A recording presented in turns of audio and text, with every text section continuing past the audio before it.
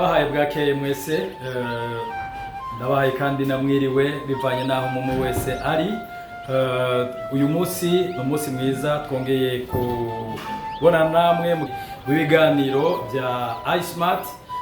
Uyu munsi turi kumwe na directrice chargée na développement hamwe na finance, niwe tugiye kuganira muri uyu mwanya muto ari hano kugira ngo adusigurire nkuko yari yabidusezeraniye, adusigurire article imwe mu article agize iSmart canke objectif imwe mu objectif agize iSmart. Reka rero mu mwanya tumuhe ikaze kugira ngo ashobore kuganira n'abariko baramwumviriza n'abariko barakwirikirana Promesse TV kuri uyu munsi. Kaze bakuzi muri ko muradukurikirana kuri Promesse TV, turabahaye mwiriwe cyane, abandi mwaramutse bivanye naho muherereye. Uno munsi tugomba tuganire ku ihangiro rimwe mu mahangiro agize iSmart. Promesse TV yaramutse tugendera tuganire mu ihangiro rimwe rigize amahangiro ya iSmart. Iryo hangiro rikaba ari hangiro rijanye no guhanahana abakozi, arico twita placement de la main d'œuvre. Ingene iSmart irikirabikora mu bijanye no guhanahana abakozi. iSmart irafise abakozi benshi, irafise abantu benshi bazanye amadosiye muri iSmart. Mwabo benshi bari mu buryo butandukanye, kuko nkuko musanzwe muzi ko umwe wese usanga afise filiere yiwe cyangwa kariyeri yakurikiranye cyangwa igisata yakurikiranye mu bijyanye n'inyigisho yagiye ariga. Mugere turiko turabikora rero hariho amaformation kuri bamwe bivanye n'ico yize. Turabategurira amaformation anonosoye cyane bivanye n'ikintu n'umwuga umwe wese yize. Ari naco gituma uno munsi iSmart turagerageza kubaronderera ubuzi ahantu hatandukanye.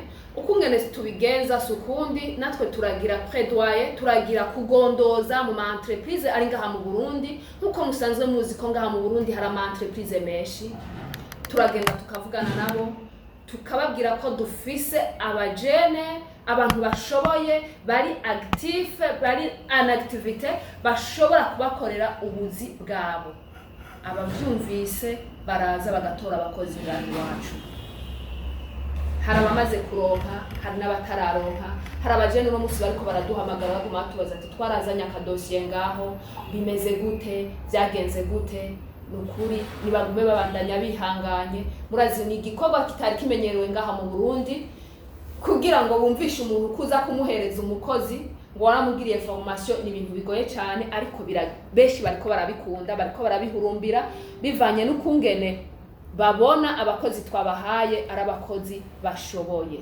Hari kijanye no kuvuga utanga abakozi, guhanahana abakozi mu bihugu byo hanze. iSmart ntabwo iratangura gukora mu ntumbero yuko twebwe nka iSmart dutegerezwa gukora ikintu giciye mu muco. Vyoshoboka mu gihe twoba twavuganye na guverinoma, mu gihe twoba twavuganye n'abadutwara ko dushobora kurungika umukozi hanze mu biciye mu buryo bwiza, bidaciye muri za nzira twita ibinywabi. Ibyo byose tukabikora aruko dukoranye na leta yacu, ariyo leta mvyeyi. Bafise muri iSmart turiko turahamagarira abanyamitahe mvamakungu. Mu guhamagarira abanyamitahe mvamakungu, murazi naho nyene n'ikintu kigoye cyane, ariko birashoboka. Turabahamagara kugira ngo bashobore kuzana imitahe yabo ngaha mu Burundi, baze buguruza ama entreprise, buguruza inganda zitandukanye kugira ngo igihugu cyacu gitera imbere. Kuko murazi igihugu cyacu ni igihugu ni nyabagendwa, kandi hariho abaca bibaza ati mwe mu bishobora gute. Umuntu azanye umutaha avuye hanze n'umuntu azoba cyane aba akingiwe n'amategeko, afise gukoreraho mu gihugu cyacu, akakora ibintu vyiwe bigakingirwa, meme n'ubuzima bwiwe bugakingirwa, kuko ni ibintu biba biciye mu muco, ko tuba turiko turakorana na leta yacu ariyo leta mvyeyi. iyo ntumbero yose turiko tubikora kugira ngo ba bantu baza kudepoza ngaha bazana amadosiye yabo ngaha ibibaranga ngaha bashobore kuronka aho bashobora gukora kugira ngo baronke ubuzi nabonyene. Ico duhamagarira n'abanyamitahe nuko n'uwundi wese yaramaze gushika ngaha mu Burundi atari bwamenye iSmart, karibu muri iSmart kugira ngo wironkere umukozi afise formation zikwiye.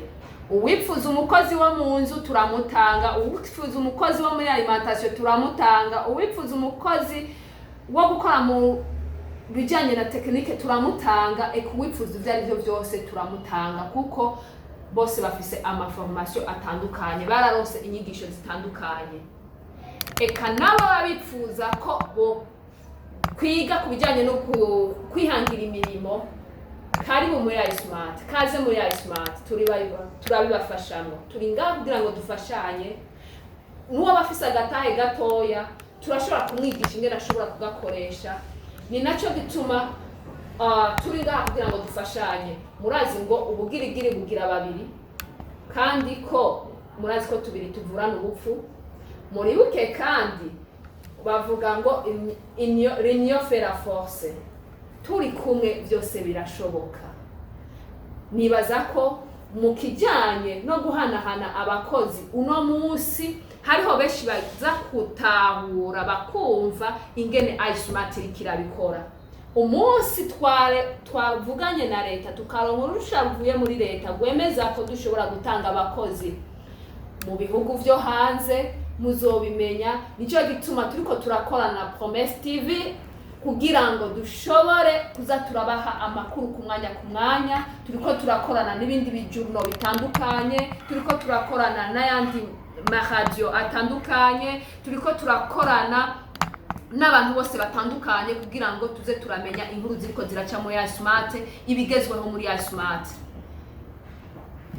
No bahamagarira ko uwari we wese yo kwitura iSmart kugira ngo ibintu vyiwe bigira kanovera, haba muri formation haba muri bikorwa, ibintu vyiwe bizoba ibintu bitumbereye kandi ndazi katazokwidoga. Murakoze.